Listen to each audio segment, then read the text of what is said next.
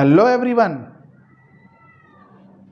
Very good morning to all of you. मैं विश्वजीत रंजन, तुम सबों का विशु सर, अपने ऑनलाइन वीडियो लेक्चर में सभी स्टूडेंट्स का स्वागत करता हूं। हम लोगों का आज का जो ये वीडियो सेशन है, इस वीडियो सेशन में जो टॉपिक हम तुम लोगों के साथ डिस्कस करने जा रहे हैं, इसमें आज हम लोग वेपर कंप्रेशन रेफ्रिजरेशन सिस्टम के ऊपर में न्यूमेरिकल सवाल का डिस्कशन करेंगे। लेकिन माय डियर स्टूडेंट्स, जब भी हम लोग वेपर कंप्रेशन रेफ्रिजरेशन सिस्टम के न्यूमेरिकल सवाल को बनाते हैं तो इसके लिए तुम लोगों को कुछ महत्वपूर्ण बातों का ध्यान रखना पड़ेगा। सबसे पहला, हमें एक रेफ्रिजरेंट टेबल की आवश्यकता पड़ेगी। ये एक ऐसा टेबल है जिसके द्वारा हम किसी भी केमिकल रेफ्रिजरेंट के लिए किसी भी टेम्परेचर और प्रेशर पर HF का वैल्यू, HFG का वैल्यू और SF का वैल्यू प्राप्त कर सकते हैं। और दूसरा, हमें टेम्परेचर इंट्रोपी डायग्राम बनाने आना चाहिए, क्योंकि बिना टेम्परेचर इंट्रोपी डायग्राम के हम VCR सिस्टम के न्यूमेरिकल सवाल को नहीं बना सकते हैं। टेम्परेचर इंट्रोपी डायग्राम तुम लोगों को बनाना हम सिखा चुके हैं। इसमें 4 पॉइंट होते हैं। 4 point eight the end of condensation, 1 point eight the end of throttling, 2 point eight the end of evaporation, 3 point eight the end of compression. जब हम वेपर कंप्रेशन रेफ्रिजरेशन सिस्टम का टेम्परेचर इंट्रोपी डायग्राम बनाना सिखाए थे तो हम बताए थे कि 3 केसेस होते हैं। पहला केस ये होता है, ये जो 3rd पॉइंट होता है ये सबसे इंपॉर्टेंट पॉइंट होता है। इसी पर 3 केस होता है। At the end of compression, तीसरा पॉइंट किसे कहते हो? Vapour refrigerant at the end of compression. इस 3 पॉइंट का, इस 3 नंबर के पॉइंट का 3 स्टेट होता है। पहला कि मेरा जो वेपर रेफ्रिजरेंट है at the end of compression ये कैसा हो? वेट हो। दूसरा, मेरा जो वेपर रेफ्रिजरेंट है at the end of compression ये कैसा हो? ड्राई एंड सैचुरेटेड हो। जब मेरा vapour refrigerant at the end of compression wet रहता है तो मेरा जो तीसरा पॉइंट होता है ये कर्व के नीचे रहता है। लेकिन वही मेरा जो vapour refrigerant at the end of compression है, जब ड्राई एंड सैचुरेटेड होता है तो ये जो तीसरा नंबर का पॉइंट है ये सैचुरेशन कर्व पर आ जाता है। और जब vapour refrigerant at the end of compression super heated होता है तो मेरा ये जो वेपर रेफ्रिजरेंट है तीसरा नंबर, ये सैचुरेशन कर्व के बाहर चला जाता है। तो जब भी हम न्यूमेरिकल सवाल को बनाते हैं तो इस तीसरे नंबर पॉइंट को, यानी कि vapour refrigerant at the end of compression कैसा है, इस पर स्पेशल फोकस देते हैं। अगर सवाल में ये चर्चा नहीं है कि vapour refrigerant at the end of compression wet है, ड्राई है कि सुपर हीटेड है, तो हमें ये एज्यूम करना पड़ता है कि मेरा जो वेपर रेफ्रिजरेंट होगा eight the end of compression, यानी कि पॉइंट नंबर 3, ये वेट होगा। कैसा होगा? वेट होगा। ठीक है। और एक बात का आप लोगों को ध्यान रखना है, जब भी हम VCR सिस्टम के न्यूमेरिकल सवाल को बनाते हैं, जब भी हम VCR सिस्टम के न्यूमेरिकल सवाल को बनाते हैं तो सवाल में क्या पूछ रहा है ये बाद की बात है। सबसे पहला स्टेप होता है कि जितने भी कंसर्निंग पॉइंट हैं, 4 पॉइंट, 1 पॉइंट, 2 पॉइंट और 3 पॉइंट, इन सारे कंसर्निंग पॉइंट पर रेफ्रिजरेंट के पास में टोटल हीट कंटेंट क्या है, इंथैल्पी क्या है, ये निकालना। H1 का वैल्यू क्या है, H2 का वैल्यू क्या है, H3 का वैल्यू क्या है और H4 का वैल्यू क्या है, इसको निकालना। तो चलिए इन सारी बातों के साथ अब हम सवाल को बनाना शुरू करते हैं। आप लोग केवल देखते जाइए। इस वीडियो में हम कोई रिस्ट्रिक्शन नहीं लगाएंगे टाइम लिमिट का। इसको आप, पहला क्वेश्चन है तो इसको बार बार देखिए, समझिए, प्रैक्टिस कीजिए, ताकि आगे के सवाल आपके लिए आसान हो जाए। तो चलिए क्वेश्चन को पढ़िए। A refrigerating plant work between temperature limit of -5 degree Celsius and 25 degree Celsius. देखो 2 टेम्परेचर लिमिट है। एक टेम्परेचर लिमिट है 25 degree Celsius, higher temperature limit, जिसको हम लोग 298 केल्विन भी कहते हैं। और एक टेम्परेचर लिमिट है -5 डिग्री सेल्सियस, जिसे हम लोग 268 केल्विन भी कहते हैं। ये 2 टेम्परेचर लिमिट है आपके पास, क्वेश्चन में गिवन है ऐसा। क्वेश्चन में गिवन है ऐसा। The working fluid is ammonia, working fluid आपका अमोनिया है, NH3 है, has dryness fraction of 0.62 at the entry of compressor, entry of compressor 2 point entry of compressor, 3 point eight the end of compression. तो 2 point पर मेरा जो refrigerant है at the entry of compressor, वहां पर उसका ड्राइनेस फ्रैक्शन 0.62 है। अब इसको समझो, अगर ड्राइनेस फ्रैक्शन 1 हो जाता है तो मेरा जो रेफ्रिजरेंट होता है वो कंप्लीटली ड्राई हो जाता है, मतलब इस सैचुरेशन कर्व पर लाई करता है। लेकिन जब मेरा रेफ्रिजरेंट के पास जो ड्राइनेस फ्रैक्शन है वो 1 से कम है, इसका मतलब मेरा रेफ्रिजरेंट वेपर स्टेट में तो है लेकिन वेट है। कैसा है? वेट है, याद रखना। अगर 1 है तो मेरा जो वेपर रेफ्रिजरेंट है वो ड्राई एंड सैचुरेटेड है। अगर ड्राइनेस फ्रैक्शन 1 से कम है तो जो मेरा वेपर रेफ्रिजरेंट है वो कैसा है? वेट है। तो हमको तो पता है 1 से 2 इवेपोरेशन होता है, 2 पॉइंट पर मेरा रेफ्रिजरेंट वेपर स्टेट में जाने लगता है। 2 पॉइंट पर मेरा जो वेपर रेफ्रिजरेंट है कंप्रेसर में इंटर करता है। तो इंटर जब कर रहा है कंप्रेसर में तो वो वेपर अवस्था में रहता है, लेकिन यहां कह दिया सवाल में कि at the entry of compressor उसका ड्राइनेस फ्रैक्शन 1 से छोटा है, मतलब वो कैसा है? वेट है। वेपर रेफ्रिजरेंट मेरा यहां पर वेट है, मतलब इस लाइन के पीछे रहेगा। अब तीसरा पॉइंट पर देखते हैं। If the machine has relative COP of 55%, calculate this. तीसरे पॉइंट का चर्चा नहीं किया। Eight the end of compression मेरा वेपर रेफ्रिजरेंट कैसा है, इसका चर्चा नहीं किया है। तो जब इसका चर्चा नहीं करता है तो हम ये एज्यूम करेंगे, assume the vapour refrigerant at end of compression, assume vapor refrigerant at end of compression is wet। हम ये एज्यूम करेंगे कि एंड ऑफ कंप्रेशन पर मेरा जो वेपर रेफ्रिजरेंट है वो वेट हो। ठीक है, चलिए तीसरा पॉइंट सैचुरेशन कर्व के नीचे हो, इसको एज्यूम करना आपको पड़ेगा। अगर कह देता कि ड्राई है तो भाई इसको हम लोग यहाँ लेके जाते, सुपर हीटेड है तो यहाँ लेके जाते। नहीं कहा तो हम लोग एज्यूम करेंगे कि मेरा वेपर रेफ्रिजरेंट कैसा है, तो वेट है। तो चलिए अब इसका हम लोग टेम्परेचर एंट्रोपी डायग्राम बनाएंगे। सबसे पहला बात, 4 पॉइंट तो भाई यहीं पर आता है, इस सैचुरेशन कर्व में लिक्विडियस स्टेट पर रहता 4 पॉइंट। 4-7 कैसा होता है? थ्रोटलिंग। 1 से 2 इवेपोरेशन होता है, 2 पॉइंट भी सैचुरेशन कर्व के पीछे है। 2 से 3 आइसेंट्रोपिक कांस्टेंट एंट्रोपी पर कंप्रेशन करते हैं, और 3 पॉइंट मेरा कर्व पर नहीं आ रहा है। मेरा हम एज्यूम किया कि मेरा जो वेपर रेफ्रिजरेंट है at the end of compression वो वेट है, मतलब मेरा कर्व के पीछे है। अब ये 4 हो गया। यही आपका टेम्परेचर एंट्रोपी डायग्राम हो गया। सबसे पहले इसको बना लीजिए। इसके बाद आपको हर एक पॉइंट पर 1, 2, 3, 4 पर टोटल हीट कंटेंट क्या होगा, इंथैल्पी क्या होगा, इसका कैलकुलेशन करना है। सबसे पहला स्टेप यही होता है, इंथैल्पी कैलकुलेशन।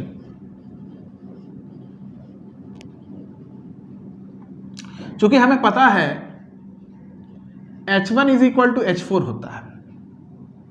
कैसे? 4-7 प्रोसेस कैसा है? Throttling, due to throttling. जब प्रोसेस थ्रोटलिंग होता है तो इंथैल्पी कैसा रहता है? कांस्टेंट। और H4 जो होता है मेरा किस कर्व पर है? लिक्विडियस कर्व पर है। तो H4 का जो वैल्यू होगा, लिक्विडियस कर्व पर इंथैल्पी को HF कहते हैं और गैसियस कर्व पर इंथैल्पी को HG कहते हैं। क्या कहते हैं? लिक्विडियस कर्व पर इंथैल्पी को HF कहते हैं और गैसियस कर्व पर इंथैल्पी को HG कहते हैं। तो H4 बराबर हम लोग कहते हैं HF4। अब ये HF4 कैसे निकलेगा, बात ये है। HF4 कैसे निकालेंगे, बात ये है। तो देखो तुम्हारा रेफ्रिजरेंट कौन है? अमोनिया। इसका 2 टेम्परेचर लिमिट है, 25 डिग्री सेल्सियस और एक -5 डिग्री सेल्सियस। 25 डिग्री सेल्सियस पर हम लोग रेफ्रिजरेंट टेबल खोलेंगे, अपना अमोनिया का पेज खोलेंगे, 25 डिग्री सेल्सियस पर 3 चीज याद रखना, HF का वैल्यू, HFG का वैल्यू और SF का वैल्यू देखेंगे। 25 डिग्री सेल्सियस पर हमने देखा HF का वैल्यू 298.8 है, मतलब ये है कि 25 डिग्री सेल्सियस पर मेरा जो रेफ्रिजरेंट अमोनिया है उसका लिक्विडियस स्टेट में इंथैल्पी 298.8 होता है। 25 डिग्री सेल्सियस पर मेरा जो रेफ्रिजरेंट अमोनिया है उसका HFG का वैल्यू 1167.8 होता है। 25 डिग्री सेल्सियस पर मेरा जो रेफ्रिजरेंट अमोनिया है उसका SF का वैल्यू 1.124 होता है। ये 3 वैल्यू हमको रेफ्रिजरेंट टेबल से पहले निकाल के रख लेना है। उसके बाद अमोनिया के पेज में रेफ्रिजरेंट टेबल खोलना, अमोनिया का पेज खोलना, उसमें -5 पर भी देखना, 2 टेम्परेचर लिमिट है, एक 25 और -5। -5 पर भी देखना HF का वैल्यू मतलब लिक्विडियस, F मतलब लिक्विडियस स्टेट में अमोनिया का HF का वैल्यू कितना दिया, तो ये तुमको दिखेगा 158.2 किलोजूल पर केजी। -5 पर HFG का वैल्यू भी देख लेना 1280.8 किलोजूल पर केजी और SF का वैल्यू भी देख लेना 0.630 किलोजूल पर केजी केल्विन। लिक्विडियस स्टेट में इंट्रोपी का वैल्यू -5 पर कितना है, इसका मतलब ये होता है SF लिक्विडियस स्टेट में इंट्रोपी का वैल्यू -5 डिग्री सेल्सियस पर अमोनिया का इतना है। ये वैल्यू कैलकुलेट कर लेना। अब आ जाओ, हमको पता है 4.25 डिग्री सेल्सियस पर है, 4 पॉइंट पर जो इंथैल्पी होगा अमोनिया का, चूंकि 4 पॉइंट लिक्विडियस स्टेट में है तो 25 डिग्री सेल्सियस पर लिक्विडियस स्टेट में जो इंथैल्पी होगा 4 पॉइंट यानी कि 25 डिग्री सेल्सियस पर लिक्विडियस स्टेट में जो इंथैल्पी होगा वही H4 का वैल्यू होगा। 4 पॉइंट लिक्विडियस स्टेट में है, लिक्विडियस कर्व पर है, 4.25 डिग्री सेल्सियस पर है, तो 25 डिग्री सेल्सियस पर HF का जो वैल्यू होगा वही H4 होगा। तो हम लोग बोलेंगे कि H4 बराबर हो गया 298.8 किलोजूल पर केजी। क्लियर है माय डियर स्टूडेंट्स? अब ध्यान दीजिए, हम आपको पढ़ा चुके हैं कि जो H1 होता है वही H4 होता है, जो H1 होता है वही H4 होता है। तो हम लोग कहेंगे कि H4 बराबर 298.8 किलोजूल पर केजी। आई होप ये समझ में आ गया होगा। इस पॉइंट को आपको समझना है कि 4 पॉइंट चूंकि हमारा लिक्विडियस कर्व पर है, इसलिए 25 डिग्री सेल्सियस पर जो लिक्विडियस इंथैल्पी होगा वही H4 होगा। क्लियर है? आ रहा मेरा बात समझ में? चलिए आगे बढ़िए। 1 हो गया, 4 हो गया, अब 2 की बात करें, H2।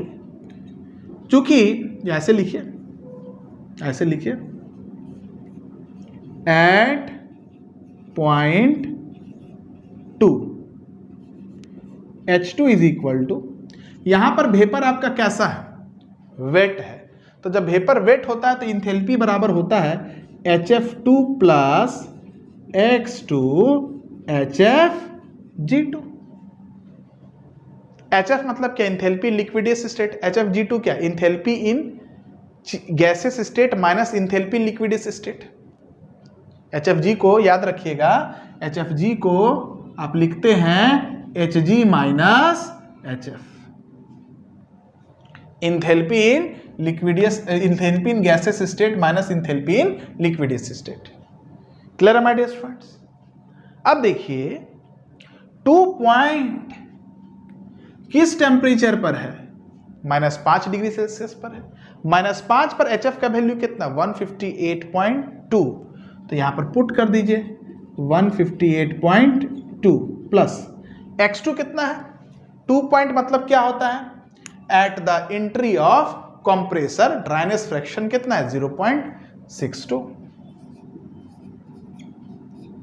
2 पॉइंट पर HFG का वैल्यू, 2 पॉइंट मतलब -5 डिग्री सेल्सियस पर HFG का वैल्यू 1280.8 है।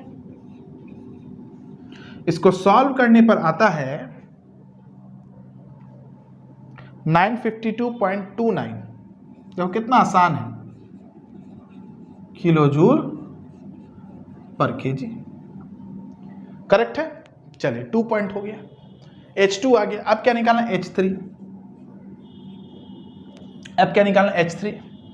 अब देखिए H3 कैसे निकलेगा, यहां पर भी वेपर कैसा है, मेरा वेट है, तो H3 बराबर होगा बिल्कुल HF3 प्लस X3 HFG3। बोलिए होना चाहिए कि नहीं होना चाहिए, होना चाहिए। H3 बराबर HF3 प्लस X3 HFG3 होना चाहिए। अब 3.25 डिग्री सेल्सियस पर है, तो 25 डिग्री सेल्सियस पर HF का वैल्यू गिवन है, HFG का वैल्यू भी गिवन है, लेकिन यहां पर ड्राइनेस फ्रैक्शन क्या होगा ये गिवन नहीं है, तो पहले हमें ये निकालना पड़ेगा। कैसे निकलेगा, तो हमें पता है कि 2 से 3 जो होता है ये आइसेंट्रोपिक प्रोसेस होता है, इसलिए हम लोग S2 बराबर S3 लिखेंगे। S2 जिस तरह से H2 बराबर HF2 प्लस X2 HFG2 होता है, उसी तरीके से S2 बराबर SF2 प्लस X2 SFG2 होता है। 3 बराबर SF3 प्लस X3 SFG3 होता है। अब देखिए माय डियर स्टूडेंट्स, SF का वैल्यू तो यह गिवन है, X2 भी गिवन है, SFG2 नहीं गिवन है, जरूरत नहीं है। आप लोग पढ़े होंगे ds बराबर चेंज इन इंट्रोपी बराबर dq by T, change in heat बटे टेम्परेचर। ds मतलब चेंज इन इंट्रोपी, इसको हम लोग कह सकते हैं Sg माइनस SF भी मेरा चेंज इन इंट्रोपी होता है। अच्छा, चेंज इन हीट को कह सकते हैं Hg माइनस HF, ये चेंज इन इंथैल्पी ही तो है, चेंज इन हीट ही तो है, बटे टेम्परेचर। Sg माइनस SF को हम लोग SFG कहते हैं, तो Hg माइनस HF को HFG कहेंगे। तो बताइए SFG बराबर HFG बटे टेम्परेचर, अगर आपको HFG और टेम्परेचर दिया है तो SFG का वैल्यू अपने आप आ गया। तो आप इस फार्मूला को लिख सकते हैं SF2 plus X2 HFG2 by temperature, SF3 plus X3 HFG3 by temperature.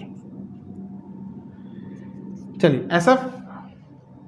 SF2 आप कैसे निकालिएगा, SF2 कैसे निकालिएगा, 2 पॉइंट किस टेम्परेचर पर है पहले देखिए, -5 पर। -5 पर SF का वैल्यू 0.630। ड्राइनेस फ्रैक्शन कितना है, HFG2 का वैल्यू कितना है, सॉरी -5 पर HFG का वैल्यू ये है 1280.8। टेम्परेचर कितना है, -5 डिग्री सेल्सियस, लेकिन यहाँ केल्विन में लिखना है 268। SF3 3 पॉइंट पर 25 डिग्री सेल्सियस पर SF का वैल्यू है 1.124। X3 कैलकुलेट करना है, और HFG3 कितना है, 3 मतलब 25 डिग्री सेल्सियस पर HFG का वैल्यू है 1167.8। देखिए बहुत आसान सवाल होता है, और टेम्परेचर है 298 केल्विन। VCR का कोई सवाल में दम नहीं होता, बस कैलकुलेशन होता है, टेबल देखने आपको आना चाहिए, और कोई सवाल में दम नहीं होता है। तो यहाँ से आप X3 कैलकुलेट कीजिएगा तो ये आएगा 0.63 आएगा माय डियर स्टूडेंट्स।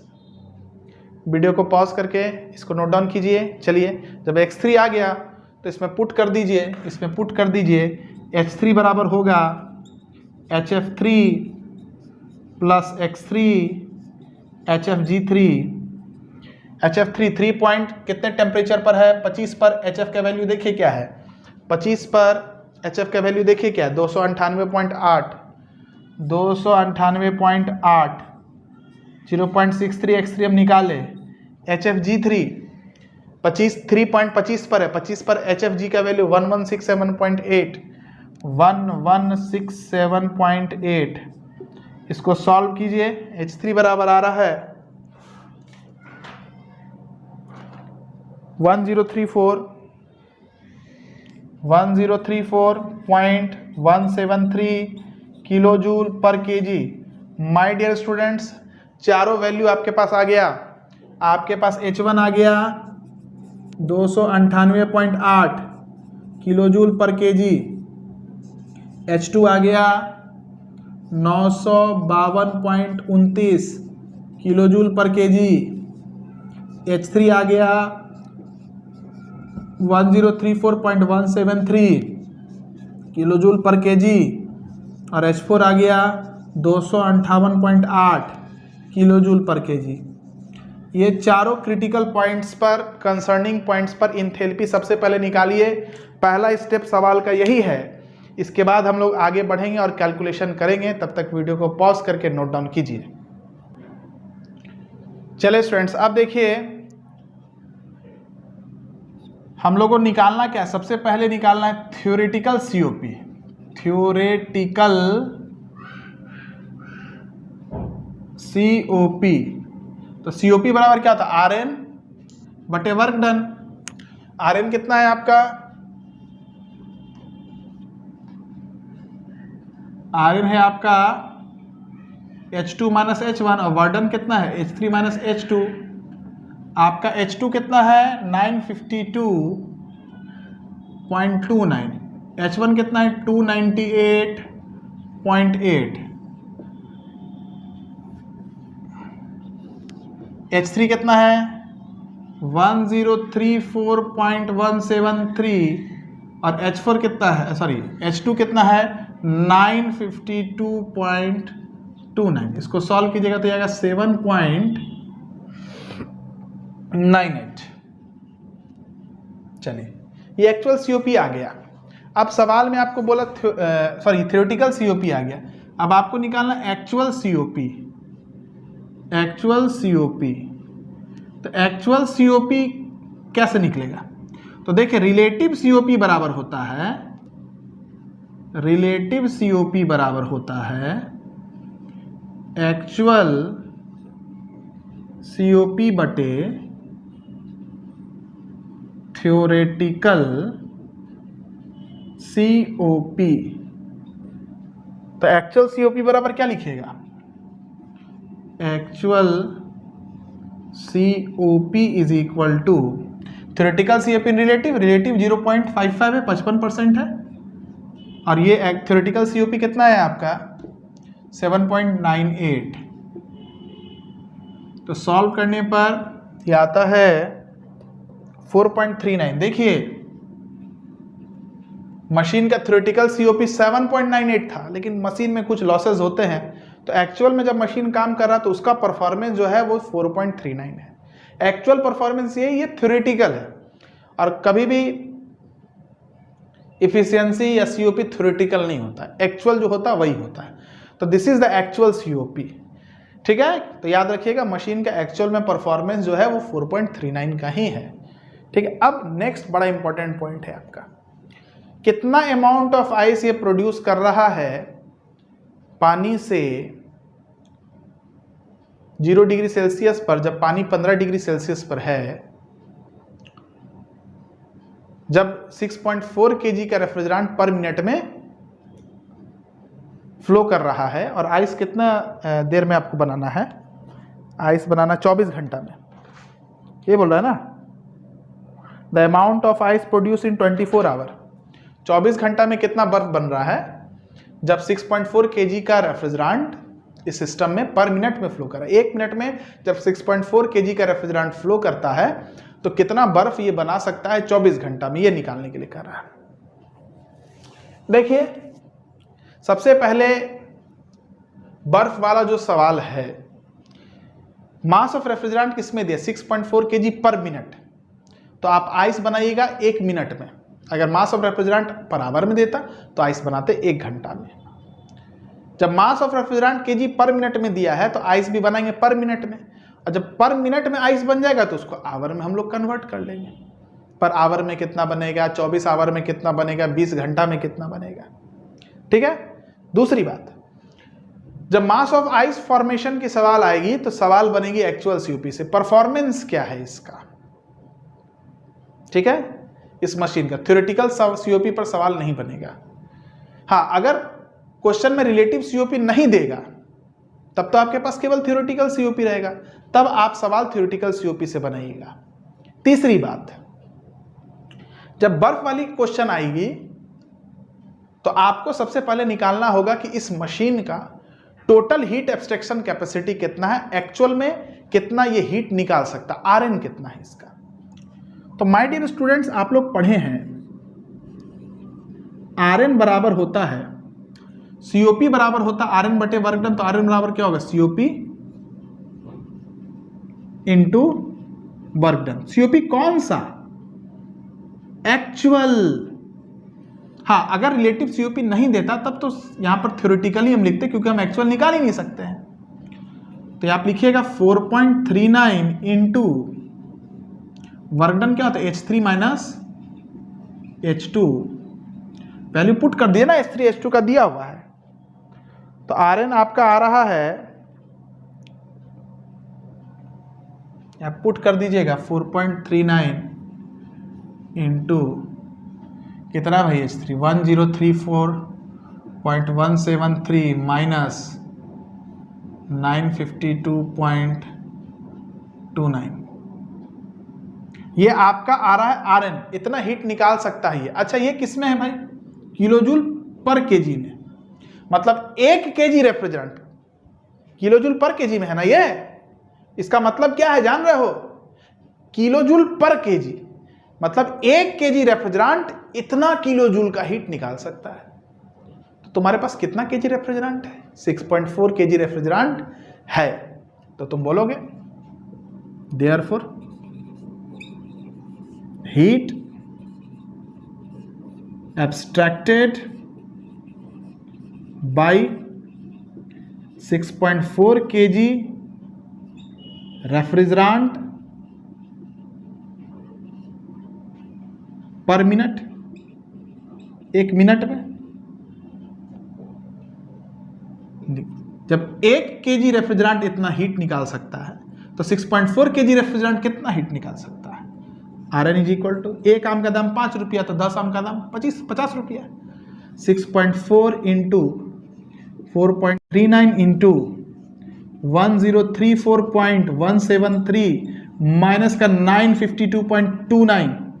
ये बता, इसका यूनिट क्या था, किलोजूल पर केजी, और इसका यूनिट क्या है, KG per minute. 6.4 KG per minute cancel, kilojoule पर मिनट आ गया। मतलब ये मशीन 1 मिनट में इतना हीट निकाल सकता है। ये मशीन 1 मिनट में 222.9 किलोजूल पर मिनट। देख लेना कैलकुलेशन भाई, 222.9 किलोजूल पर मिनट हीट निकाल सकता है ये मशीन। 222.9 किलोजूल पर मिनट हीट निकाल सकता है। 1 मिनट में ये मशीन इतना हीट निकालने की क्षमता रखता है। अब देखो, बर्फ बनाना है कहां से, पानी से। पानी कहां पर है, 15 डिग्री सेल्सियस पर है। तो पहले पानी को कहां लाओगे, 0 डिग्री सेल्सियस पर। फिर 0 डिग्री सेल्सियस पर इस पानी को क्या बनाओगे, बर्फ। यहां पर जो हीट निकला उसे कहते हैं सेंसिबल हीट, और यहां जो हीट निकला उसे कहते हैं लेटेंट हीट। तो 1 केजी बर्फ बनाने के लिए कितना हीट निकालना पड़ेगा, for 1 KG ice heat abstracted बराबर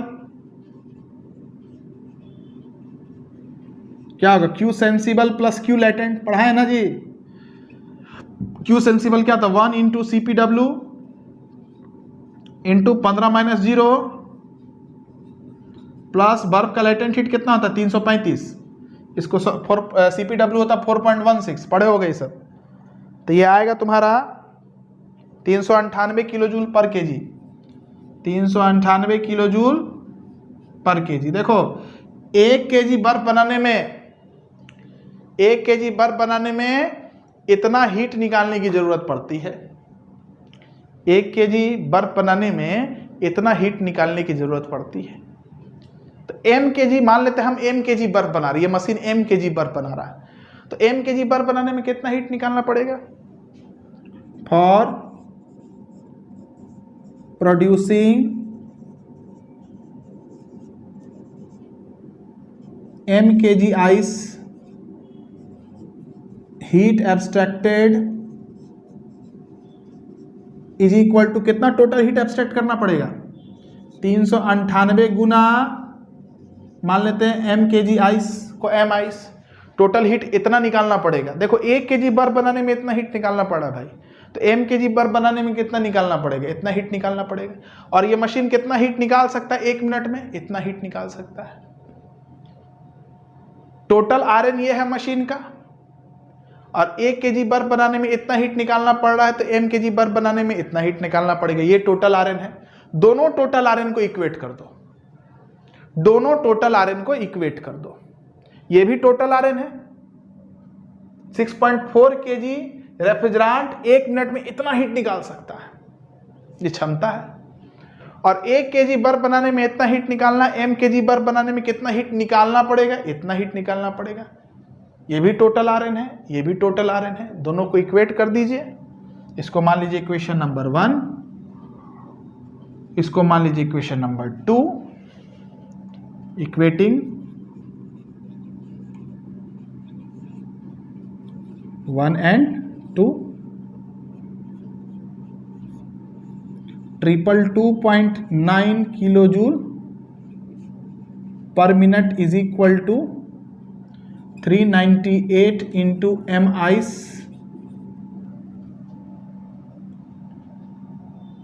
क्लियर है? 398 पॉइंट, ये किलोजूल पर मिनट लिखने की जरूरत नहीं है, छोड़ दो इसको। 398 इंटू m आइस, तो m आइस बराबर क्या हो जाएगा 222.9 बटे 398। और ये जो बर्फ बन रहा है किस में बनेगा, दिस इज किलोजूल पर मिनट, तो ये जो m आइस आएगा ये kg पर मिनट में आएगा। This will be in kg पर मिनट। करेक्ट है? तो इसको सॉल्व करने पर m आइस जो आ रहा है तुम्हारा,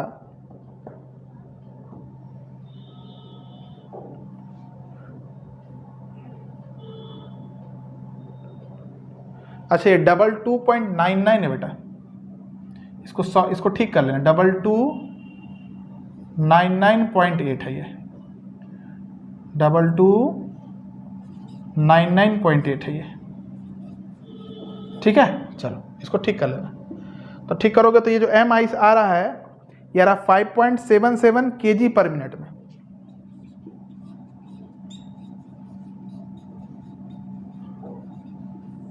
फाइव 5.77 1 मिनट में, ये मशीन 1 मिनट में इतना बर्फ बना सकता है, तो 1 घंटे में कितना बनाएगा गुना 60, 24 घंटे में कितना बनेगा गुना 24। Total ice produce